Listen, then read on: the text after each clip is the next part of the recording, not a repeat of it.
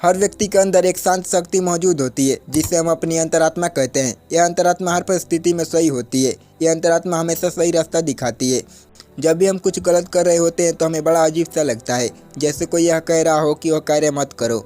यह हमारे अंदर मौजूद आंतरिक शक्ति ही होती है जो हमें बुरा कार्य करने से रोकती है। कहा जाता है कि हर मनुष्य के अंदर ईश्वर का अंश होता है। यह ईश्वर का अंश हमारी अंतरात्मा ही होती है।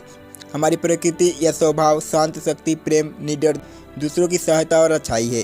हर मनुष्य के अंदर यह शांत और अद्भुत शक्ति मौजूद है, चाहे वह एक अपराधी हो या संत हो या कोई व्यक्ति। लेकिन फिर क्यों एक संत सही मार्ग पर चलता है और अपराधी गलत मार्ग पर? ऐसा इसलिए होता है क्योंकि संत को अपनी अंतरात्मा की आवाज़ सुनाई देती है, लेकिन अपराधी को वह आवाज़ अब सुनाई नहीं देती। दरअसल जब हम अपनी अंतरात्मा की आवाज़ को अनसुना कर देते हैं तो हमारा अंतरात्मा से संपर्क कमज़ोर हो जाता है। जब हम दूसरी बार कुछ बुरा करने जा रहे होते हैं तो हमें अपनी अंतरात्मा की आवाज़ फिर महसूस होती है, लेकिन इस बार वह आवाज़ इतनी मजबूत नहीं होती क्योंकि हमारा अंतरात्मा से संपर्क कमज़ोर हो चुका होता है।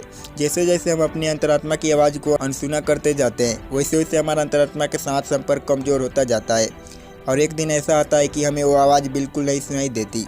जैसे जैसे हमारा अंतरात्मा के साथ संपर्क कमज़ोर होता जाता है वैसे वैसे हम उदास रहने लगते हैं और खुशियाँ भौतिक वस्तुओं में ढूंढने लगते हैं। हम समस्याओं को हल करने में असक्षम हो जाते हैं, जिससे तनाव हमारा हमसफ़र बन जाता है। आज हमारी ज़िंदगी एक मशीन की तरह हो गई है जिसमें हम भागते रहते हैं, लेकिन हमें यह नहीं पता कि हमें जाना कहाँ है। आज हमारे पास सब कुछ है, फिर भी ज़्यादातर लोग खुश नहीं है। इसका सीधा कारण है कि हमारा अंतरात्मा से संपर्क कमज़ोर हो गया है। इसीलिए हम केवल बाहरी वस्तुओं में खुशी ढूंढते हैं।